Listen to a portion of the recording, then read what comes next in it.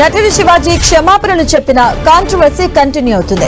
ఆ రెండు పదాలు వాడినందుకు తాను బాధపడుతున్నట్లుగా చెప్పుకొచ్చారు. దండోరా ప్రీ రిలీజ్ ఈవెంట్ నుంచి బయటకు రాగానే తాను చేసిన తప్పును గ్రహించినట్లుగా చెప్పారు. 30 ఏళ్ల సినీ జీవితంలో ఎప్పుడూ అలా మాట్లాడలేదని, అలాగే రాజకీయాల్లోనూ తానెప్పుడూ ఎవరిని ఒక చిన్న మాట అనలేదని, ఈవెంట్ లో ఎందుకు అలా మాట్లాడానా అని తాను బాధపడినట్లుగా శివాజీ చెప్పుకొచ్చారు. ఆ రెండు పదాలు మాట్లాడడం తప్పని, అందుకే మనస్ఫూర్తిగా క్షమాపణ చెబుతున్నట్లుగా, అయితే తానిచ్చినటువంటి స్టేట్మెంట్ కు మాత్రం కట్టుబడి ఉన్నట్లు, ఎవరికీ భయపడే ప్రసక్తే లేదన్నారు. ఈ ఇష్యూలోకి అనసూయ ఎందుకు వచ్చారని ఆమెను తాను ఒక్క మాట కూడా అనలేదన్నారు.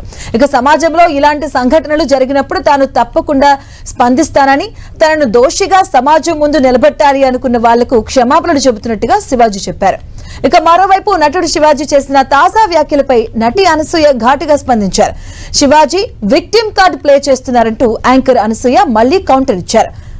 ఒక నార్సిస్ట్ కు ఉండేలా లక్షణాలతో మాట్లాడారని విస్మరించారు. ఇక ఈ కాలంలో దుస్తుల గురించి మాట్లాడడం చేతగానితనమన్నారు. తానేం చిన్నపిల్లలం కాదని, తమ ఇష్టానికి తమను వదిలేయాలని అనసూయ అన్నారు. ప్రీ రిలీజ్ వేడుకలో శివాజీ మాట్లాడిందే ఆయన అసలు స్వరూపమని, ఇప్పుడు సానుభూతి పొందేందుకు ప్రయత్నిస్తున్నారని అనసూయ విమర్శించారు. ఇక మరోవైపు నటుడు శివాజీ వ్యాఖ్యలపై మహిళా కమిషన్ సీరియస్ అయింది.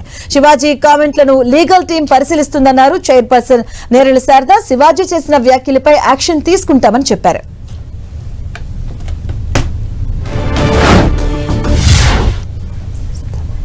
రెండు రోజుల నుంచి దాదాపు 36 hours నేను పడుకోను. అంటే నాలోనే అంతర్మదనం, ఎందుకు ఇలా జరిగింది. అన్ని సంవత్సరాలు పాలిటిక్స్ లో మాట్లాడినా, ఎప్పుడు తప్పు మాట్లాడాను నేను, ఎందుకు ఇలా జరిగింది. నాకు ఇప్పటికి కూడా నాకు నమ్మబుద్ధి కావట్లేదు. నేను ఆ రెండు పదాలు నాకు ఎందుకు వచ్చినాయి. ఆ తర్వాత మన అనసూయ గారికి ట్యాక్ చేస్తా ఉన్నారు. ఎందుకు చేస్తున్నారు నాకు అర్థం కాలేదు. ఎందుకంటే తప్పు నా వైపు ఉంది కాబట్టి నేను సర్దుకొని వెళ్ళాలి, తప్పదు. తెలియదు, నా మైండ్ ఎప్పుడు సెట్ అవుతుందో తెలియదు. అటువంటి పరిస్థితిలో ఉన్నా. నేను నా భార్య అయితే అసలు నువ్వు ఇలాంటి స్టేటస్ లో ఉంది. ఎందుకంటే ఎవరికైనా ఫ్యామిలీ ముఖ్యం. తను రేపు పొద్దున వాళ్ళ బంధువుల్లో ఇదేంటి ఇలా మాట్లాడాడు శివాజీ అంటే తను ఎంబ్రాసింగ్ ఫీల్ అవుతుంది కదా. నా పిల్లలు వాడి ఫ్రెండ్స్ తింటారా మా నాన్న ఇలా మాట్లాడు, విచ్ ఈస్ హ్యాపీ.